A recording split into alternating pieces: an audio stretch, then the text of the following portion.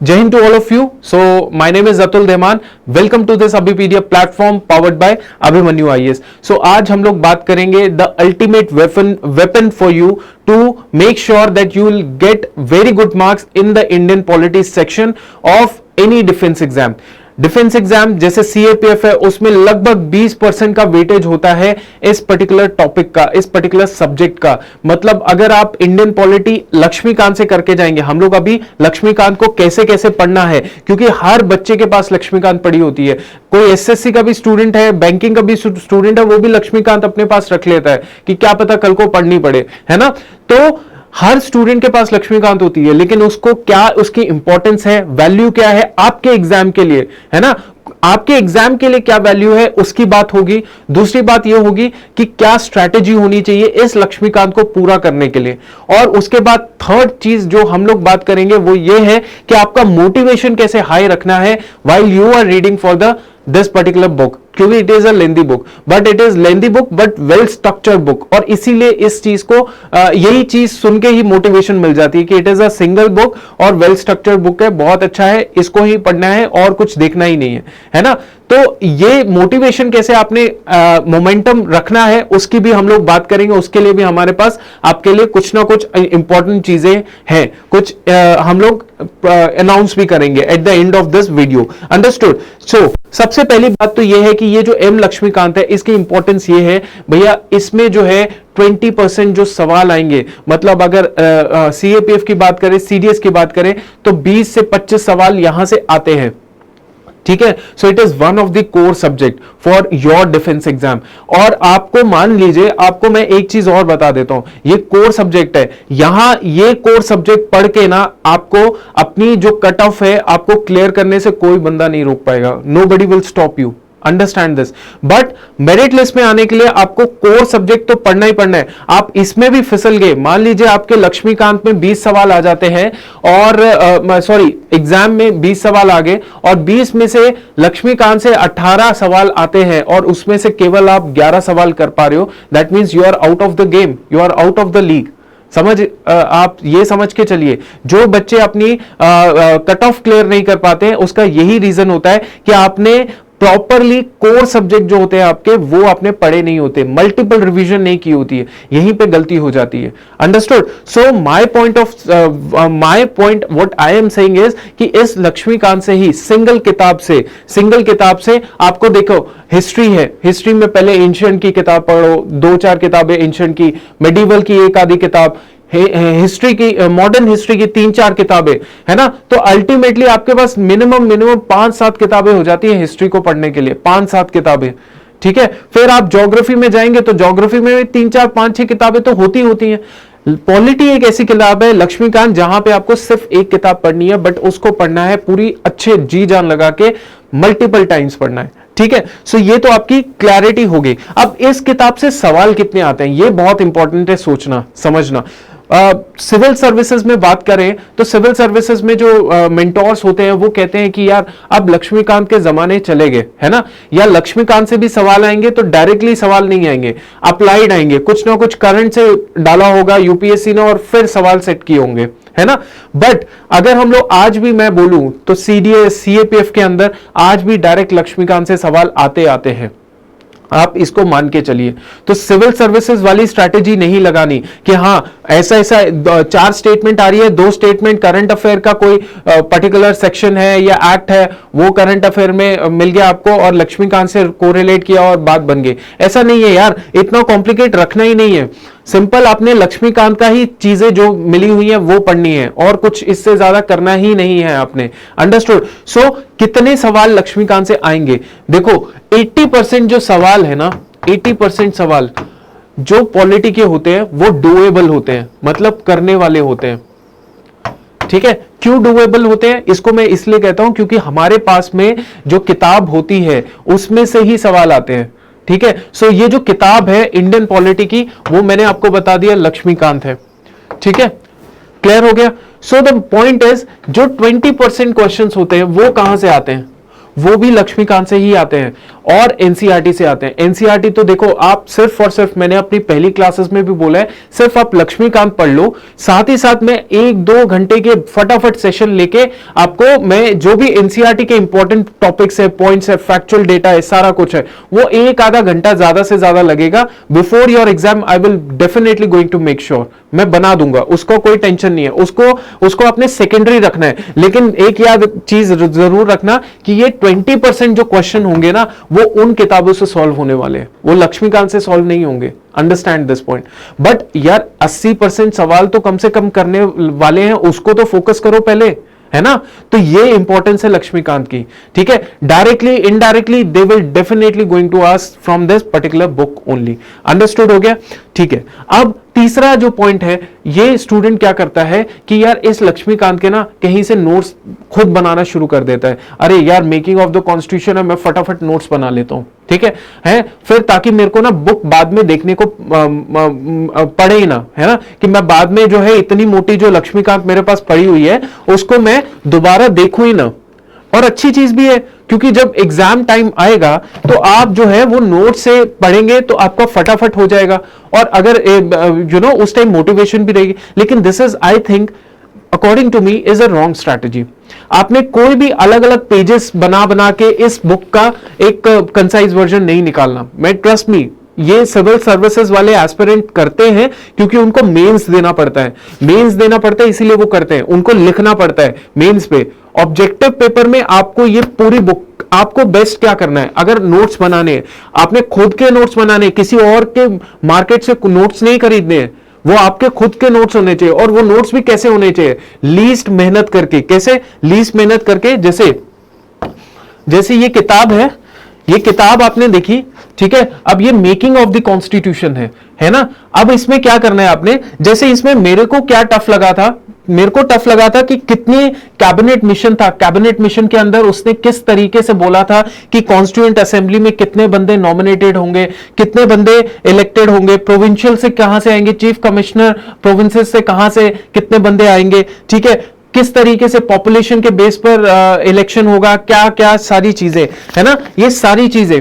तो मैंने क्या किया, वो मुझे फैक्चुअल पार्ट टेक्निकल लगा, थोड़ा मुश्किल लगा और उसको रीड करने में दिक्कत आई। मैंने इसी पेज के अंदर ये थोड़ा सा इतना लिख लिया और ये मेरा नोट हो गया। अब मैं क्या करूंगा, अब जैसे ही वो वाला टॉपिक आएगा जहां पे कैबिनेट मिशन की कौन कौन सी रिकमेंडेशन, कहां कहां उन्होंने सारा का सारा चीजें बताई हुई है, वो चीज की जगह मैं ये चीज पढ़ लूंगा फटाफट, है ना। और मान लीजिए जब मैं पढ़ रहा हूं और मुझे एक आधी चीज में समझ नहीं आया कि मैंने क्या लिखा था या मैंने इसका पूरा मतलब क्या था, है ना, तो मैं फटाफट उसी पेज को निकालूंगा और उसी पेज में से देख लूंगा कि यार ये चीजें गाइडलाइन थी, और फटाफट मैं उसी पूरी लाइन को पढ़ना शुरू कर दूंगा अगर मेरे को डाउट लगेगा। This is very good strategy, because आप अल्टीमेटली वहीं से पढ़ रहे हो जहां से वो सोर्स आ रहा है, जहां से नॉलेज आ रही है, वहीं से पढ़ रहे हो। और आपने वहीं पे नोट्स बना लिए, स्टिकी नोट्स बना लीजिए, वहीं पे बनाने जहां पे आपकी किताब है। अंडरस्टूड, जहां पे आपका वो पर्टिकुलर टॉपिक है वहीं पे बनाओ, ठीक है। सो ये तो आपकी सारी चीजें मैंने बता दी। और अब बात करते हैं स्ट्रैटेजी की बात करते हैं, तो इसके बारे में मैं आपको बता देता हूं। देखो बड़ा सिंपल पॉइंट है कि देखो 76 चैप्टर्स हैं और आपको कितने पार्ट्स में कवर किया हुआ है, 9 पार्ट्स हैं, है ना। अब आपको लगेगा जब आप बुक देखेंगे तो बहुत लेंदी बुक होगी, लेकिन ट्रस्ट मी, ये 76 चैप्टर आपकी प्रिपरेशन के लिए कुछ भी नहीं है। These are least chapters. आप हिस्ट्री उठा के देख लीजिए, आप साइंस उठा के देख लीजिए, आप कोई और सब्जेक्ट उठा के देख लीजिए, वहां पे 70-75 चैप्टर से ज्यादा चैप्टर आपको पढ़ने को मिलेंगे। अंडरस्टैंड। और ये जो चैप्टर्स होते हैं ये बहुत इंटरेस्टिंग चैप्टर्स हैं, और इसमें से मैक्सिमम टू मैक्सिमम मैं बता रहा हूं, जो मल्टीपल रिवीजन वाले चैप्टर्स होंगे वो होंगे मैक्सिमम टू मैक्सिमम 45-50 चैप्टर्स। बाकी सब एक वन गो में रिवीजन करने वाले चैप्टर्स हैं, कि ये है 2-2, 3-3 पेजेस वाले चैप्टर्स। 40-45 चैप्टर होंगे जो एक्चुअली रिवाइज करने लायक होंगे और आपके स्टैंडर्ड के होंगे। समझ रहे हो आप। तो ये आपने बिल्कुल घबराने वाली चीज नहीं है कि हाँ यार 76 चैप्टर्स है, मैं कैसे कर लूंगा, है ना, ये चीज है। अब दूसरी बात क्या है, दूसरी बात यह है जब भी आप फर्स्ट रीड करेंगे, है ना। फर्स्ट रीड किया तो आपने कैसे रीड किया उसको, जैसे ये है particular chapter making of the constitution, ये ज्यादा से ज्यादा चैप्टर जो है 2 पेजेस का चैप्टर है, ठीक है, 2 पेजेस का चैप्टर है। इस 2 पेजेस के चैप्टर को आपको आधा पौना घंटा चाहिए फर्स्ट रीड करने के लिए। उसमें आपने क्या करना है, उसमें आपने कुछ भी अंडरलाइन नहीं करना, nothing to do with that chapter. आपने सिर्फ उसको एक बार पढ़ लिया, बात खत्म होगी, खत्म कर दो उस चैप्टर को। वो मोटिवेशन भी आएगी कि यार मैंने आधे घंटे में 45 मिनट में चैप्टर खत्म कर दिया, ठीक है। सो ये आपने काम करना है, कुछ अंडरलाइन नहीं करना फर्स्ट रीड के अंदर नो अंडरलाइनिंग, ठीक है। अब देखिए सेकेंड रीड जो है, सेकेंड रीडिंग के अंदर आपने क्या करना है, सेकेंड रीडिंग के अंदर आपने उस चैप्टर में हाईलाइट नहीं करना, उस चैप्टर में आपने क्या करना है, इस तरीके से कोई भी आपके पास पैराग्राफ होगा, आपको लगता है यार ये पैराग्राफ ना अब मैंने सेकंड रीड किया है तो it is important, it is important, तो what I will be doing is pencil से या पेन से, क्योंकि वो परमानेंट रहेगा, तो पेंसिल और पेन से आप इस तरीके से उन 2-3 लाइनों को इस तरीके से वो कर सकते हैं, मतलब उसको सर्कल के अंदर ला सकते हैं कि ये 2-3 लाइनें हैं जो मुझे दोबारा से पढ़नी पड़ेंगी, ठीक है। और फिर थर्ड रीडिंग के अंदर आपने क्या करना है, इस पर्टिकुलर चीज के अंदर आपने उस पर्टिकुलर फैक्चुअल डेटा या कॉन्सेप्ट को हाईलाइट कर लेना है, जो आपको लगता है कि अब थर्ड रीडिंग आ चुकी है, मुझे यही चीज पढ़नी है। मैं आपको बताता हूं कैसे। देखिए ये फर्स्ट चैप्टर था, ये मेकिंग ऑफ द कॉन्स्टिट्यूशन है, मैंने हाईलाइट जो है, हाईलाइटर जो है वो कहां पे यूज किया, केवल यहां पे यूज किया, ये चीजें है यूज किया है, ठीक है। And same applies to everywhere, हर जगह इसी तरीके से है, ठीक है, इसी तरीके से मैंने हाइलाइटर यूज किया है, मैंने हर जगह यूज नहीं किया, ठीक है, किसी किसी जगह पे यूज किया हुआ है। सो ये मैंने प्रैक्टिकली अप्लाई किया था, तब मैं आपको बता रहा हूं, क्योंकि ट्रस्ट मी जब आपके पास 6-8 घंटे के अंदर लक्ष्मीकांत को पढ़ने का मौका होगा तब आप नहीं कर पाएंगे, जब एक एक वर्ड को पढ़ना शुरू करोगे, और आपको जो है पढ़ना भी वही है जो सबसे ज्यादा इंपॉर्टेंट वर्ड होगा, है ना, वही चीज पढ़नी है। तो अगर वो चीज आप कैसे रिकॉग्नाइज करोगे, वो आपको खुद करनी पड़ेगी। कैसे करोगे, जब थर्ड रीडिंग आएगी ना, थर्ड रीडिंग आएगी उस टाइम पे आप रिकॉग्नाइज करने की हालत में होंगे, और यहीं पे बच्चों का डिफरेंस आ जाता है। यहीं पे बुक तो यार सबके पास ही है, फिर क्यों लोग जो है 40 नंबर का अगर पॉलिटी आ गई तो उसमें से केवल 15 मार्क्स लेकर आते हैं या 20 मार्क्स लेकर आ गए, क्यों इतना कम स्कोर होता है ना।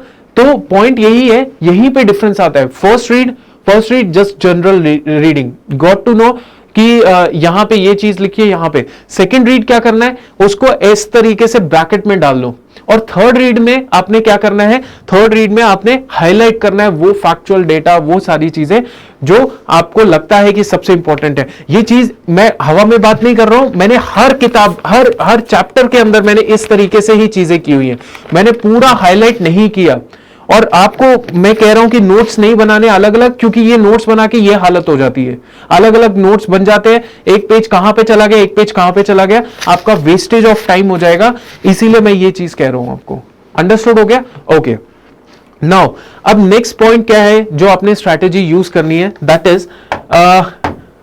Is avoid factual data. जितना भी इस बुक के अंदर ना भर भर के डेटा दे रखा है, जैसे मैं आपको पहला ही चैप्टर दिखा देता हूं। अच्छा, मैं अपनी इस पीछे क्यों नहीं दिखा पा रहा हूं, because it is a very lengthy book, और इसको फिर घुमाने फिराने में बहुत टाइम लग जाता। मेरे पास बुक पड़ी थी हार्ड कॉपी, तो मैं आपको यहीं से किताब को दिखा दूंगा। जैसे अवॉइड फैक्चुअल डेटा का मतलब यह है कि भैया जितना भी आर्टिकल दे रखा है, 300-400 जितना भी आर्टिकल दे रखा है, वो कोई जरूरत नहीं है उसको पढ़ने की, बिल्कुल भी नहीं, ठीक है। सारे आर्टिकल्स तो पढ़ने ही नहीं है, जो जो आपकी किताब के अंदर थियरी बेसिस में आर्टिकल बीच में आ गया कि प्रेसिडेंट का अपॉइंटमेंट क्या हो गया, गवर्नर का अपॉइंटमेंट कब हो गया, ठीक है, सुप्रीम कोर्ट, हाई कोर्ट, इनके क्या क्या आर्टिकल है वो अपने पढ़ने हैं, ठीक है। वो भी देखो सीएपीएफ के अंदर कभी भी इतना डायरेक्ट स्ट्रेट फॉरवर्ड आर्टिकल के बेसिस पे सवाल आया ही नहीं है, एक आधा सवाल आ गया है, तो उसकी बेसिस पे हम सारे आर्टिकल पढ़ ले क्या, वो तो एक सही स्ट्रैटेजी नहीं है। सीएपीएफ के अंदर तो नहीं आया,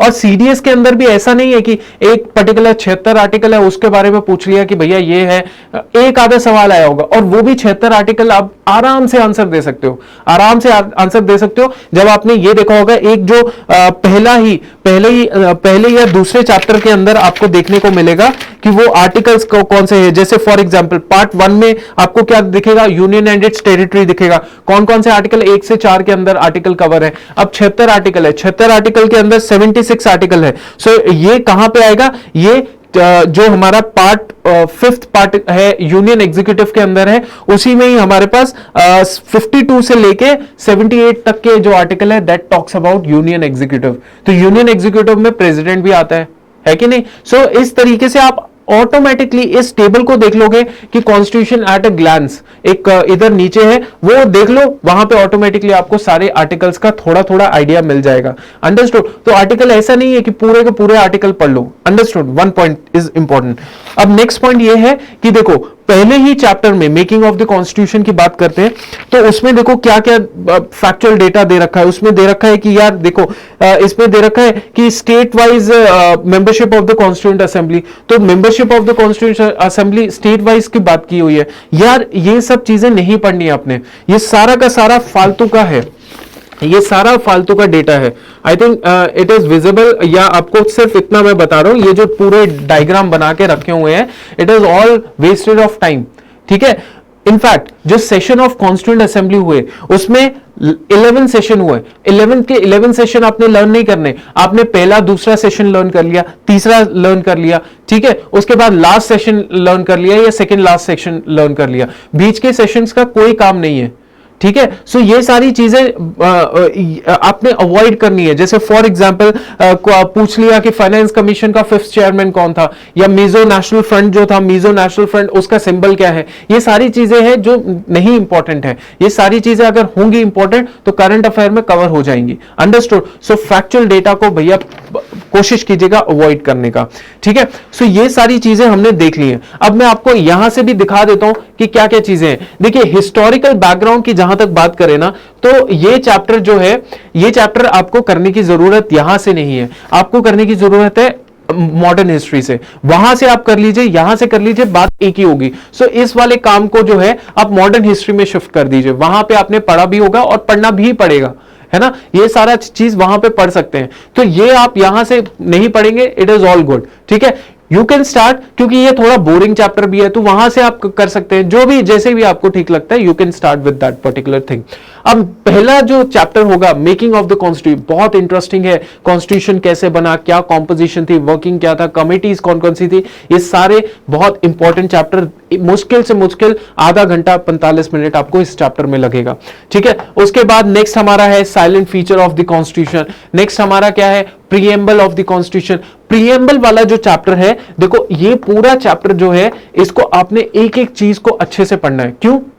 अगर ये चीज आपने अच्छे से पढ़ ली, आप अपने पेपर 2 के अंदर बहुत अच्छे से लिख पाओगे कि हमारा जो देश है वो सोशलिस्ट है, हमारा देश सोवर्ण है, we are democratic people. Democracy में लोगों के पास ये सारी चीजें होती है, राइट होते हैं टू चूज, है ना।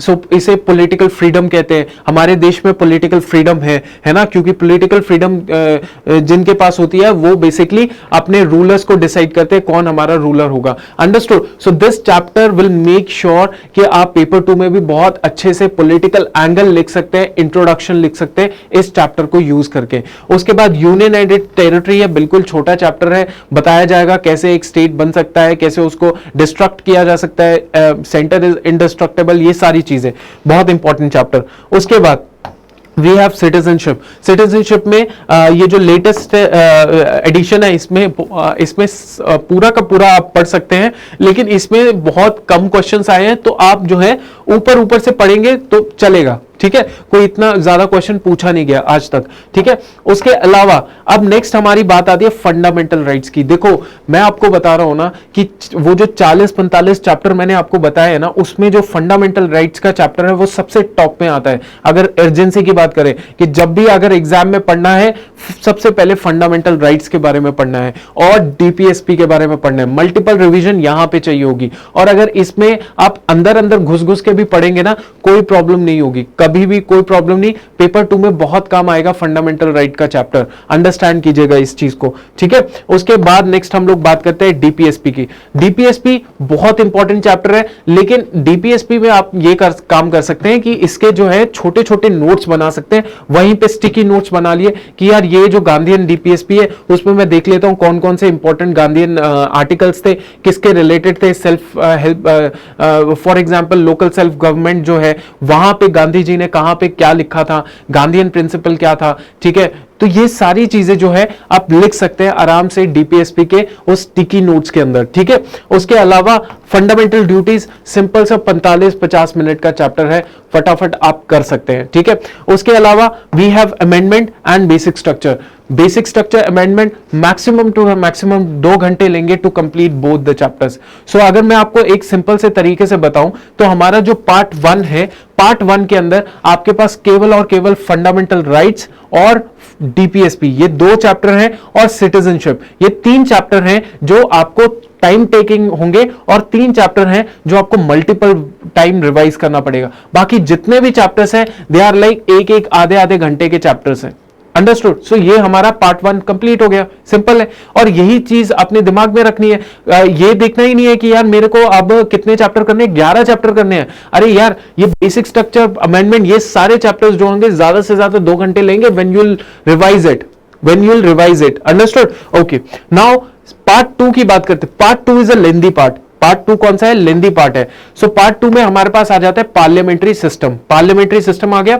अच्छा, ये जो पार्लियामेंट्री सिस्टम है और ये जो फेडरल सिस्टम है, दीज आर द चैप्टर्स जो छोटे चैप्टर्स हैं। कैसे? देखो, आपने once you have gone through the features of parliamentary system, आपको प्रेसिडेंशियल सिस्टम ऑटोमेटिकली समझ आना शुरू हो जाएगा। और मेरिट से डीमेरिट से ज्यादा इसमें कुछ है नहीं, इसमें कुछ ज्यादा सवाल आते नहीं, बट पढ़ना जरूर है, ठीक है। उसके बाद distinction between the Indian and British model, ज्यादा कुछ भी डिफिकल्ट नहीं है, 7-8 डिफरेंसेस है, पढ़ लिया बहुत है। तो ये जो चैप्टर होगा इट विल टेक हार्डली 1 से 1.5 घंटा। और ये जो चैप्टर है फेडरल सिस्टम है, यहां से सवाल बिल्कुल पूछे जाते हैं, यहां से सवाल बिल्कुल पूछे जाते हैं। तो ये जो चैप्टर है hardly it will take 45 minutes. Understood हो गया? क्योंकि 2 टॉपिक है, फेडरल फीचर है, यूनिटरी फीचर है, बट पढ़ना बहुत अच्छे से है। क्यों पढ़ना बहुत अच्छे से है? क्योंकि सवाल यहां से आया हुआ है, सीएपीएफ सीडीएस बहुत रैंडम सवाल यहां से आते ही आते हैं, ठीक है। उसके बाद हम लोग बात करते हैं सेंटर स्टेट रिलेशन। उसके बाद सेंटर स्टेट रिलेशन की बात कर ली तो ये है हमारा चैप्टर। ये चैप्टर लेंदी चैप्टर है, ठीक है। ये चैप्टर लेंदी चैप्टर है क्योंकि लेजिस्लेटिव इसमें है, फाइनेंशियल रिलेशन, एडमिनिस्ट्रेटिव रिलेशन, ठीक है। फाइनेंशियल रिलेशन में ना बहुत टेक्निकलिटी है, ठीक है। तो उसमें जहां जितना ऊपर से हो पाता है उतना आप पढ़ लीजिएगा, बाकी ज्यादा अंदर घुसने की जरूरत नहीं है, ठीक है। और trend and centre state relation ज्यादा इंपॉर्टेंट नहीं है, इसको इतना ज्यादा ध्यान नहीं देना।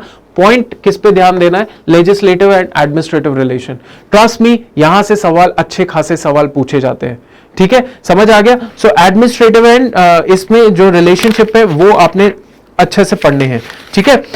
इसके अंदर जैसे कि हमारे पास जो है जो डिफरेंट एस्पेक्ट्स हैं, एडमिनिस्ट्रेटिव रिलेशन हो गया, then there is financial relation. हाँ बिल्कुल, फाइनेंशियल रिलेशन इतना ज्यादा ध्यान नहीं देना, ठीक है, कि क्या है क्या नहीं है, जितना भी चीजें हैं इसके रिगार्डिंग, ठीक है। उसके अलावा अब इंटरस्टेट रिलेशन है। इंटरस्टेट रिलेशन में water dispute council, public act records बहुत इंपॉर्टेंट, ट्रेड, जोनल काउंसिल, पूरा चैप्टर इंपॉर्टेंट, बट इतने ज्यादा सवाल यहां से पूछे नहीं जाते, सेंटर स्टेट से ज्यादा पूछे जाते हैं, लेकिन करना ये है।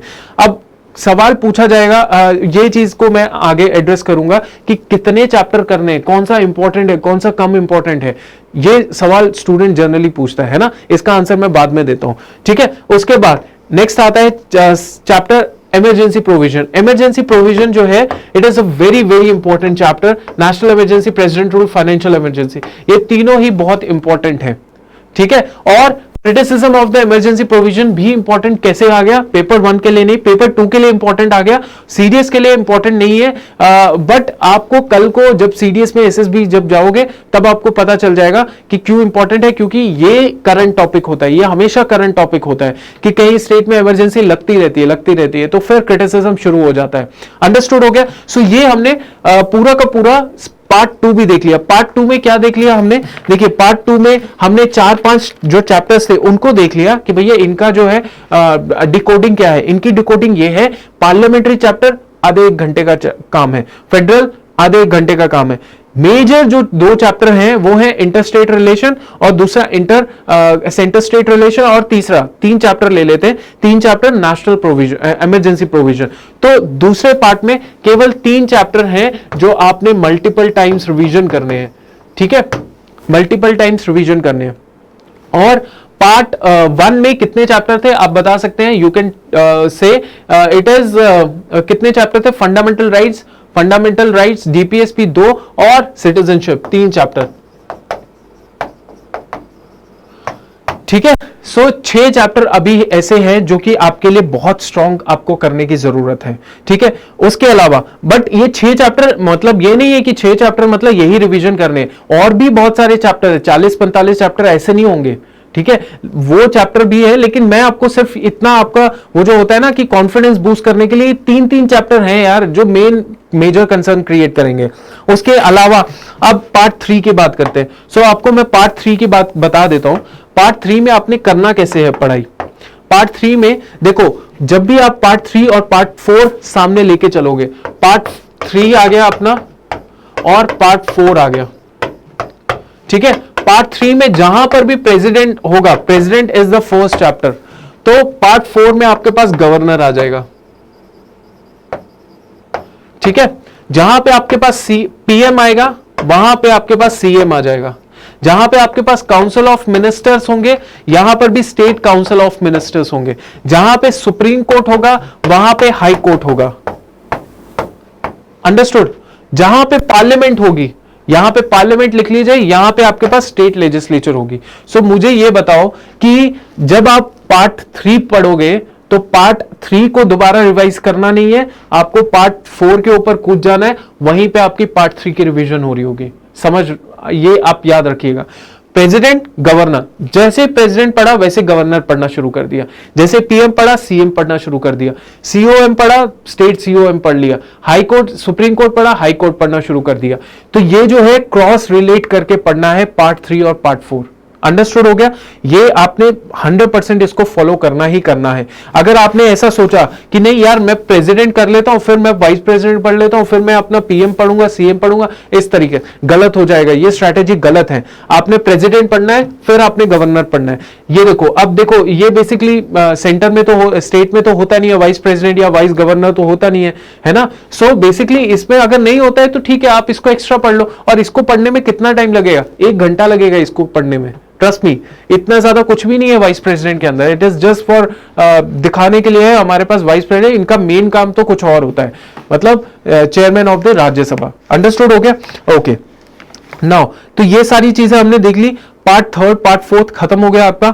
उसके बाद हम लोग बात करते हैं पार्ट 5 की, ठीक है। पार्ट 3 पार्ट 4 मैंने आपको बता दिया अच्छे से कि ये चीजें हैं जो आपने फॉलो करनी है। अंडरस्टैंड। अब हम लोग बात करते हैं पार्ट 5 की, ठीक है। ओके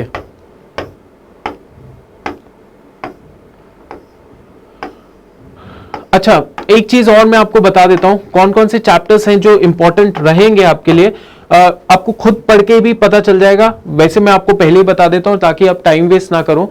देखो, ये जो है जुडिशियल रिव्यू इतना कुछ भी नहीं है। कुछ फैक्ट्स फिगर्स, अगर कुछ फैक्ट डेटा वगैरह मिलता है तो आप पढ़ सकते हैं। बाकी इसको कुछ ऐसा नहीं है कि आपको जुडिशियल रिव्यू के बारे में पूरा इन डेप्थ इसमें पढ़ना पड़ेगा। It is based on the mains के पर्सपेक्टिव में भी ये बुक लिखी गई है, ठीक है। फिर उसके बाद एक और टॉपिक ऐड किया गया था जुडिशियल एक्टिविज्म का। तो जुडिशियल एक्टिविज्म भी इतना कुछ नहीं पढ़ना, आपने ज्यादा से ज्यादा जुडिशियल एक्टिविज्म का मतलब समझ लिया बहुत है, ठीक है। PIL है, PIL में भी ये मतलब समझ लो कि कब ये आई, एग्जिस्टेंस में आई, इसका मतलब क्या होता है, बात खत्म, इससे ज्यादा कुछ नहीं।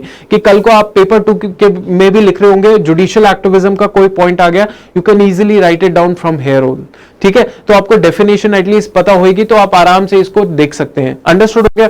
चलिए उसके बाद हम लोग बात करते हैं गवर्नर की। मैंने आपको बता दिया ये सारी इंपॉर्टेंट चीजें, ठीक है।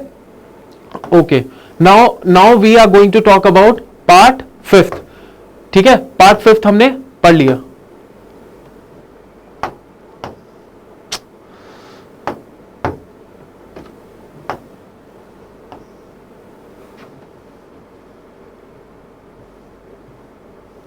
हाँ जी, सो लोकल गवर्नमेंट की बात चल रही है। लोकल गवर्नमेंट में पार्ट 5th है। लोकल गवर्नमेंट में 2 चैप्टर्स होंगे, पंचायती राज और म्युनिसिपैलिटी, ठीक है। दोनों ही चैप्टर मोस्ट इंपॉर्टेंट चैप्टर, एक एक वर्ड, एक एक इसका वर्ड जो है आपको अच्छे से पढ़ना है। पंचायती राज जो है और म्युनिसिपैलिटी, इसका एक एक वर्ड जो है आपने अच्छे से पढ़ना है, ठीक है। इसमें कोई आपको मैं ये नहीं बताऊंगा ये इंपॉर्टेंट है, ये इंपॉर्टेंट है। इसका आंसर तो मैं एंड में दूंगा कि क्या इंपॉर्टेंट है क्या नहीं है, बट ये जो दोनों चैप्टर है ये इंपॉर्टेंट है। तो आपके पास क्या हो गया, पार्ट 5th में दोनों चैप्टर आपके लिए इंपॉर्टेंट है। अंडरस्टूड। और इसके अलावा हम लोग बात करते हैं पार्ट 6th की। अब पार्ट 6th में क्या आ गया, देखो आपके पास पार्ट 6 है। पार्ट 6 में ये दोनों चैप्टर हैं, सिंपल चैप्टर्स हैं, जल्दी जल्दी आप खत्म कर सकते हैं। It will not take a lot of time of yours, ठीक है। पार्ट 6 हो गया। अब उसके बाद पार्ट 7 की बात करते हैं। अब पार्ट 7 में क्या आता है, पार्ट 7 में आता है constitutional and non constitutional body. Part 7 में आ गया कॉन्स्टिट्यूशनल, पार्ट 8 में आ गया नॉन कॉन्स्टिट्यूशनल बॉडी। अब मैं आपको बता देता हूं कि एक बार तो आपको टाइम जरूर लगेगा इन बॉडीज को पढ़ने में, ठीक है। एक बार टाइम जरूर लगेगा, लेकिन जैसे ही आपने एक बार टाइम ले लिया, जस्ट रीड इट, वैसे ही आपने फॉलो करना है जो मैंने आपको बताया। फर्स्ट रीडिंग आपने जब करनी है तो इनको बस बेसिकली रीड करना है। उसके बाद सेकेंड रीडिंग में आपने जो है इस तरीके से साइड में लिख लेना है, यार ये इंपॉर्टेंट है, ये इंपॉर्टेंट है। और थर्ड रीडिंग में आपने हाईलाइट कर लेना है, ठीक है, इनमें। अब इसमें ऐसा होगा, इसमें आप पॉसिबली अगर हो सकता है तो what best you can do is you can basically make simple notes, sticky notes, कि फटाफट मैं इलेक्शन कमीशन का लिख लेता हूं कि रिमूवल कैसे होता है, इंडिपेंडेंस होती है इनकी, कौन सा आर्टिकल है, उधर ही उसी जगह पे वो स्टिकी नोट्स लगा दिए। यूनियन पब्लिक सर्विस कमीशन भी इसी तरीके से करा, एसपीएससी भी उसी टाइम पे वो पढ़ लिया एसपीएससी। तो ये सारी चीजें इस तरीके से आपने पढ़नी है। लेकिन रिमेंबर, यहां से सवाल जरूर पूछा जाता है और बहुत ही इंपॉर्टेंट ये सारे के सारे हैं। कैग हो गया, अटॉर्नी जनरल, एडवोकेट जनरल, ये सारे इंपॉर्टेंट है, ठीक है। तो ट्रस्ट मी, जब आप रिवीजन करेंगे तो उस टाइम पे आपको ज्यादा टाइम लगेगा नहीं इन कॉन्स्टिट्यूशनल नॉन कॉन्स्टिट्यूशनल बॉडीज को पढ़ने में, ठीक है। जब आपने इस तरीके से इसमें नोट्स बना लेने हैं, अगर हो पाएगा तो इन दोनों पार्ट 7 पार्ट 8 में नोट्स बना के रखने हैं अपने पास, वहीं पे उसी जगह पे जहां पे आप ये चैप्टर्स पढ़ रहे हो। अंडरस्टूड। अब नीति आयोग हो गया। नीति आयोग ज्यादा से ज्यादा कुछ नहीं है, इसमें सब वो फालतू चीजें हैं जो हमें पढ़नी नहीं है। पेपर 2 में भी नहीं काम आएगी, पेपर में भी नहीं काम आएगी, बाकी में, ठीक है।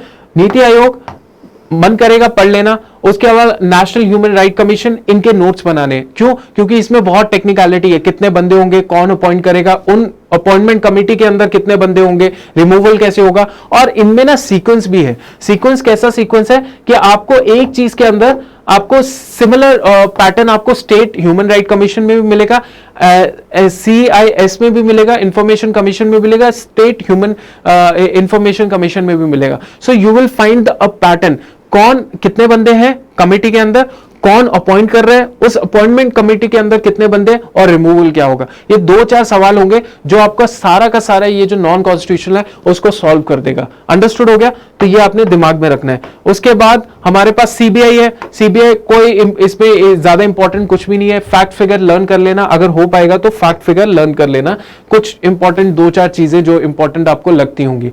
अब लोकपाल एंड लोकायुक्ता जो है ये भी इतना ज्यादा इंपॉर्टेंट नहीं है, बस इसमें कुछ कि कब शुरू हुआ, कहां कौन से कंट्री से शुरू हुआ, वो कुछ इंपॉर्टेंट चीजें हैं जो आप देख सकते हैं। वैसे आज तक इन किताबों इस पर्टिकुलर थिंग से चैप्टर से इतना ज्यादा कुछ सवाल आया नहीं है, ठीक है। सो पॉसिबली हम लोग बात कर सकते हैं। तो ये जो चैप्टर्स हैं, जैसे for example I have also read this but for CAPF CDS it is not very important, मतलब ये खाली पड़ा हुआ चैप्टर, मतलब इसको हाईलाइट वाईलाइट नहीं किया जस्ट बिकॉज है ही नहीं इंपॉर्टेंट, है ना। चलिए अब नेक्स्ट इंपॉर्टेंट बात करते हैं अदर कॉन्स्टिट्यूशनल डायमेंशन। देखिए अदर कॉन्स्टिट्यूशनल डायमेंशन की बात कर ले तो ये है कोऑपरेटिव सोसाइटी, इंपॉर्टेंट चैप्टर है बट इतना डिटेल में नहीं पढ़ना, ऊपर ऊपर से पढ़ लो 97 कॉन्स्टिट्यूशनल अमेंडमेंट क्या था और कॉन्स्टिट्यूशनल प्रोविजन क्या है कॉन्स्टिट्यूशनल कोऑपरेटिव सोसाइटी की। ऑफिशियल लैंग्वेज से एज सच कभी सवाल ज्यादा कुछ पूछा नहीं गया, लेकिन ये वाला जो टॉपिक है language of the judiciary and text of the law, ये आपको वहां पर भी मिल जाएगा। कहां पे मिल जाएगा? अपना जो सुप्रीम कोर्ट है वहां पर भी मिल जाएगा, हाई कोर्ट के अंदर भी ये कॉन्सेप्ट है, तो वहां से आप कवर कर सकते हैं, ठीक है। उसके बाद ये तो इसमें सिर्फ ऊपर ऊपर से पढ़ लेना है कि ये टॉपिक्स क्या क्या कहते हैं, ज्यादा इसमें घुसने की जरूरत नहीं है।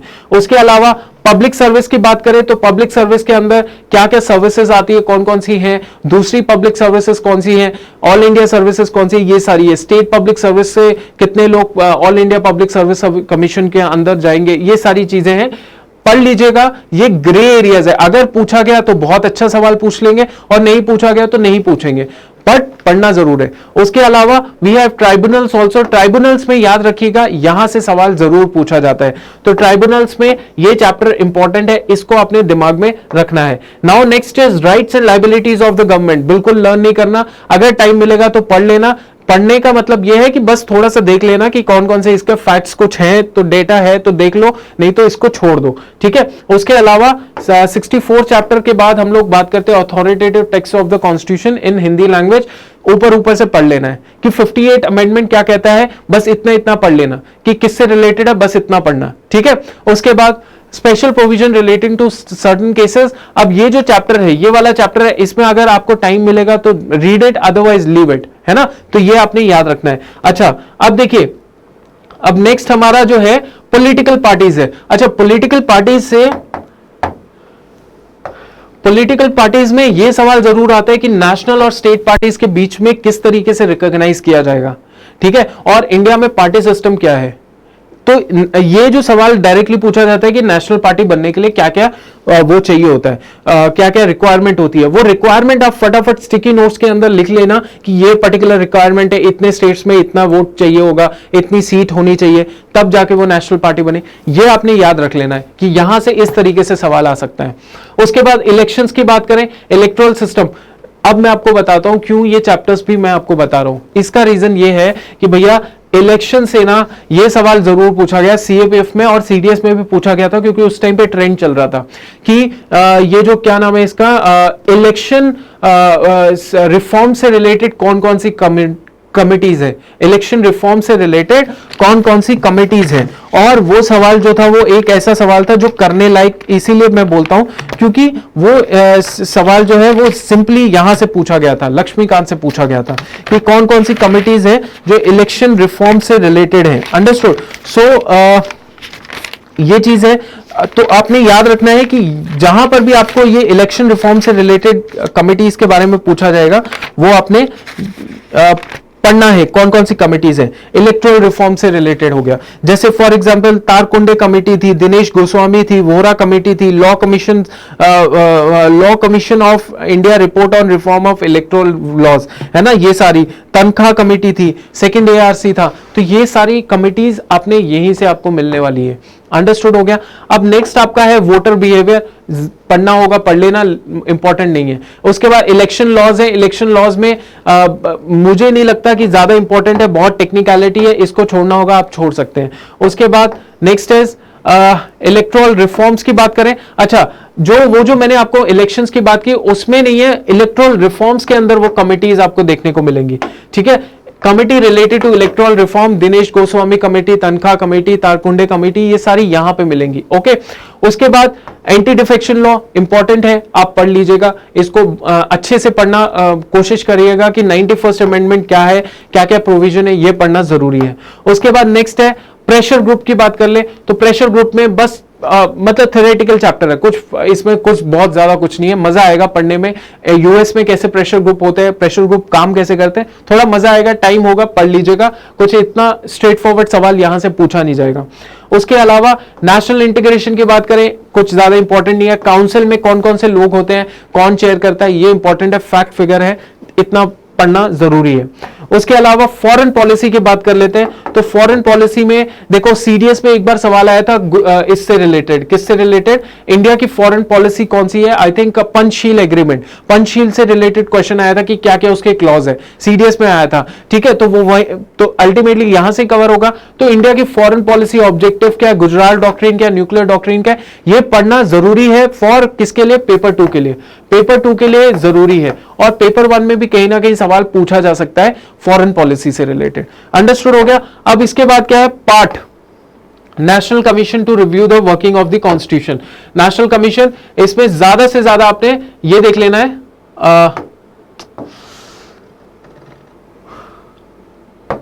ओके, सो ज्यादा से ज्यादा आपने इतना देख लेना है कि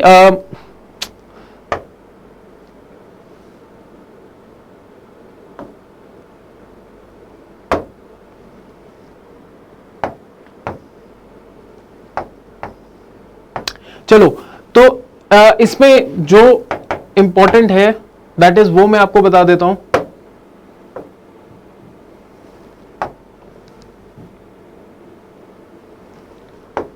ओके, तो इसमें इंपॉर्टेंट ये है कि ये जो कमीशन है, ये national commission for working of the constitution, ये ज्यादा से ज्यादा ऊपर से आपने देख लिया, ये ग्रे एरियाज है, यहां से इतना ज्यादा पूछा जाएगा नहीं, टाइम मिलेगा, you can all go ahead with the particular thing. So ultimately what we have done is कि वी हैव कंप्लीटली एनालाइज्ड कि कौन कौन से, कंप्लीट एनालिसिस कि कौन कौन से जो हमारे चैप्टर्स हैं वो इंपॉर्टेंट है, कौन से नहीं है। अब मैं आपको एक सिंपल सा आंसर दे देता हूं कि आप पूछेंगे कि यार कौन सा चैप्टर इंपॉर्टेंट है, कौन सा चैप्टर इंपॉर्टेंट नहीं है ना। मैं आपको सिंपल इसका आंसर देता हूं कि हर चैप्टर इंपॉर्टेंट है, हर चैप्टर इंपॉर्टेंट है। जो जो मैंने बताए हैं, ये तो यही मैं बोल रहा हूं कि यही एटलीस्ट आप पढ़ लेंगे। बीच में कुछ चैप्टर्स मैंने मना भी किए हैं, इसमें से मत पढ़ना, ये फालतू चैप्टर है, वो चैप्टर छोड़ दो। बाकी जितने भी चैप्टर हैं, हर चैप्टर इंपॉर्टेंट है। समझ आ गया? क्योंकि ये मेरे पास सामने एक पूरा का पूरा मेरे तैयार करके रखा है। मैं आपको बताता हूं ना कि जो करंट ट्रेंड एनालिसिस है कि यूपीएससी किस पर्टिकुलर टॉपिक से सवाल पूछ रही है, वो करंट ट्रेंड एनालिसिस जो है मैंने कर लिया है। बट ये क्या है, मुझे अभी भी डाउट है कि एग्जाम पोस्टपोन होगा, क्या होगा क्या नहीं होगा। दैट इज द रीजन मैं अभी आपको ये सारी चीजें नहीं दिखा रहा, क्योंकि मैं चाहता हूं कि आप सीधा का सीधा क्या करें, आप सीधा का सीधा बुक से चीजें पढ़े, जो मैंने चैप्टर्स बताए हैं वो पढ़ने ही पड़ेंगे आपको, चाहे कुछ भी हो जाए। सो ये सारा एनालिसिस, जैसे अपना सीडीएस हो गया, एनडीए हो गया, सीआईएसएफ, एलडीसी हो गया, सिविल सर्विसेज हो गया, ये सारे एनालिसिस को मैंने किया हुआ है और एक एक चैप्टर को देखा है कि कहां से सवाल पूछे गए 2020 में, 19 में, 21 में, कहां से पूछे गए, पॉलिटी से। तो जब मैंने एनालिसिस किया तो मेरे को समझ आया कि भाई पॉलिटी से जो जो इंपॉर्टेंट चैप्टर्स हैं वो हर चैप्टर आ जाता है। 3 साल के अंदर वो हर चैप्टर आया है जो जो मैंने यहां पे बताया हुआ है। लेकिन हमने करंट वाला जो एनालिसिस है, क्योंकि अभी 1-2 पेपर्स ही हुए हैं, वहां से एनालिसिस नहीं कर सकते। एक बार एग्जाम होना शुरू हो जाए और यूपीएससी के, तो वहां से हम लोग करंट एनालिसिस करेंगे। तब मैं आपको एग्जाम से 2 हफ्ते पहले बताऊंगा कि अब जो आपने रिवीजन करनी है, इन टॉपिक्स की करनी है, किन टॉपिक्स की करनी है। मैक्सिमम टू मैक्सिमम 10 से 12 चैप्टर होंगे, फटाफट बार बार पढ़ना है, बार बार पढ़ना है। अंडरस्टूड हो गया? सो तब मैं आपको बताऊंगा। लेकिन इसका आंसर यह है कि कुछ इंपॉर्टेंट, अनइंपॉर्टेंट कुछ नहीं है। It is all there here written कि भाई हर चीज इंपॉर्टेंट है जो मैंने यहां पे बताई है। ठीक है? सो इस तरीके से आपने अपनी तैयारी करनी है। ओके, नाउ नेक्स्ट इज जो लास्ट चीज है जिसके लिए आप शायद वेट भी कर रहे होंगे या जो भी है, कि किस तरीके से आपने अपना मोमेंटम तैयार रखना है। कैसे आपने, देखो आप पहली बार ये किताब लेकर आ रहे हैं और पहली बार पढ़ना शुरू किया है, 3 से 4 घंटे से ज्यादा मत लगाना। 3 से 4 घंटे जो है आपको इस किताब को डेली देने हैं। ऐसा नहीं है कि एक दिन दे दिया, 24 के 24 घंटे पढ़ लिया और अब साल भर पढ़ा ही नहीं। तो 3 से 4 घंटे डेली इसको देने ही है, अगर if you are reading it for the first time. अगर आपने ये ऑलरेडी किताबें पढ़ रखी हैं, 2, 4, 5 बार रिवीजन की है, सो इट हार्डली टेक्स हफ्ता to revise the whole book. Every, है ना। और एक टाइम ऐसा आएगा जब 8-10 घंटे के अंदर पूरी किताब आप पढ़ लोगे, ठीक है। अब जो बच्चा न्यू है उसको मोटिवेशन कैसे मेंटेन करनी है, और जिसने ऑलरेडी पढ़ी हुई है अब वो दोबारा किताब पढ़ेगा, बट एग्जाम पहले पता तो चल जाए क्या है। तो आपके लिए बेस्ट में आप तैयारी क्या कर सकते हैं हम लोग, बेस्ट मैं आपके लिए क्या कर सकता हूं, दैट इज कि अच्छा एक चीज और याद रखिएगा, मोमेंटम तैयार रखने के लिए पहला 1-2 चैप्टर पढ़ लिए, उसके बाद आपने पीवाईक्यू सॉल्व करना शुरू कर दिया। I would highly recommend solve PYQs, पता तो चले कि वहां पे कैसा सवाल आता है, तो पता आपकी लेवल पता चल जाएगी, है ना। तो पीवाईक्यू सॉल्व करने, एमसीक्यू सॉल्व करने, ठीक है। इसको मोमेंटम को बरकरार रखने के लिए, गलती होगी फिर मोटिवेशन आएगी कि चलो करते हैं इसको, दोबारा से अच्छे से करते हैं, ठीक है। अब इसके बारे में मैं आपको एक चीज बता देता हूं कि हम लोग क्या करने वाले हैं। हम लोग क्या करने वाले हैं for CAPF, for CDS, for NDA and FCAT, ठीक है। Because we are targeting all the exams, क्यों? क्योंकि फौजी वर्दी तो पहना के ही छोड़ना है आपको अगर आप इस तरीके से चलेंगे, ठीक है। देखो अब ये जो है एग्जाम्स, इनके लिए जो पॉलिटी है उसके लिए हम लोग क्या करेंगे, we are going to launch complete Laxmikant series, complete Laxmikant series MCQ वाली, जिसमें डेली 10 MCQs होंगे। मतलब जब जब भी ये वीडियो आएगी तब तक डेली आपके पास 10 MCQs होंगे। वो 10 MCQs में कुछ PYQs होंगे, कुछ खुद के क्वेश्चंस बनाए होंगे, और वो MCQ सीरीज जो है आप क्या करोगे कि आपने मान लीजिए सीक्वेंस में चलेगी। पहला चैप्टर कहां से शुरू होगा, फॉर एग्जाम्पल हमने जो पहला चैप्टर इसमें देखा था that was related to constitutional background, है ना। सो कॉन्स्टिट्यूशनल बैकग्राउंड में हम शुरू करेंगे from the making of constitution. एक चैप्टर, आज का चैप्टर होगा मेकिंग ऑफ द कॉन्स्टिट्यूशन, उसमें 10 सवाल होंगे। 10 सवाल हो गए तो 10 सवाल आप यहां पे आएंगे लाइव क्लास में और 10 सवालों के आंसर देंगे। क्यों देंगे? क्योंकि आपने ये चैप्टर पढ़ा होगा, ठीक है। आप पहले ही पढ़ लेंगे और 10 सवाल के आंसर देंगे, अंडरस्टैंड। और इस तरीके से हम लोग ये जो 70-75 चैप्टर का जो बहुत बवंडर मचा के रखा हुआ है कि यार बहुत ज्यादा चैप्टर है, बहुत लेंदी है, समझ नहीं आ रहा क्या करें, हम इसको कवर करना धीरे धीरे शुरू कर देंगे। ऐसा नहीं है कि एक वीडियो में एक ही चैप्टर होगा। अब ये छोटे छोटे चैप्टर हैं, the making of the constitution, amendment of the constitution, basic structure of the constitution, ये 2-3 चैप्टर हम लोग डेली जो है, मतलब जब भी वीडियो आएगी उसमें ये चैप्टर के टॉपिक्स होंगे, ठीक है। ये चैप्टर्स लिखे होंगे और आपको MCQs हम डेली प्रैक्टिस कराएंगे। और आपने क्या करना है, आप उन चैप्टर्स को पढ़ोगे अच्छे से और फिर आप क्लास के अंदर आओगे। और ये किसको टारगेट कर रही है? ये सारे एग्जाम्स को टारगेट कर रही है, जो इंश्योर करेगा आपको 3 स्टार आपके कंधे पे लगाने के लिए। अंडरस्टूड हो गया? सो ये चीज जो है मैं चाहता, मैं अभी मेरे पास सब कुछ बना हुआ था कि मैं आपको पहले चैप्टर से ही शुरू कर देता MCQs पूछना, बट मेरे को ये लगा कि मैं चाहता हूं कि आपको भी थोड़ा बहुत डेलीगेशन ऑफ वर्क होना चाहिए। अगर आप इधर क्लास लगाने आएंगे तो आपसे मैं इंश्योर कर रहा हूं कि आपने वो चैप्टर अच्छे से पढ़ा होगा, you have read that chapter and then you come over here and you solve these questions. क्यों? क्योंकि मैं जो क्वेश्चंस डालूंगा वो सिंपल क्वेश्चंस नहीं होंगे, वो ऐसे क्वेश्चंस होंगे जहां पे आपको सोचना पड़ेगा। तो सोचने पढ़ने के लिए आपको रिवीजन करनी पड़ेगी अच्छे से। अंडरस्टूड हो गया? तो ये सारा जो सारा चीज था, मैं आई वाज ऑल रेडी कि मैं आज MCQ सेट लेकर आ जाऊं, लेकिन मेरे को लगा पहले मैं आपको पॉलिटी का XYZ डिकोडिंग करके दिखा दूं कि ये चैप्टर्स हैं जो आप पढ़ सकते हैं और अच्छे से इसको सॉल्व कर सकते हैं। और ये जो क्वेश्चंस हैं, ये जो सारा एनालिसिस है, ये सारा एनालिसिस ये पिछले 19, 20 और 21 साल के जो क्वेश्चन पेपर्स हैं UPSC के, जो ट्रेंड एनालिसिस है, वो सारा कुछ करके ही मैं पूरा आपके सामने लेके आया हूं। ऐसे मैं नहीं बात कर रहा हूं। Understood? So this is all for today's lecture. आपकी आज करंट अफेयर की क्लास थी, लाइव क्लास थी। अब नेक्स्ट क्लास जो पॉलिटी की होगी, आप क्या कर सकते हो, you can see the polity scheduling, और उस पॉलिटी शेड्यूलिंग के अंदर हम लोग ये एग्जाम्स को टारगेट करके I am expecting from all of you कि आपने क्या करना है, आपने इस एग्जाम में आपने इस क्लास के अंदर पूरा पार्टिसिपेशन करना है और ज्यादा से ज्यादा शेयर करना है। अपने दोस्तों को बोलो कि लक्ष्मीकांत का चैप्टर नंबर 1, 2, 3। अच्छा, तो नेक्स्ट क्लास में हम लोग टारगेट करेंगे 2 चैप्टर्स को। 2 चैप्टर्स कौन से हैं? एक मेकिंग ऑफ द कॉन्स्टिट्यूशन होगा और दूसरा कौन सा होगा? Silent feature of the constitution.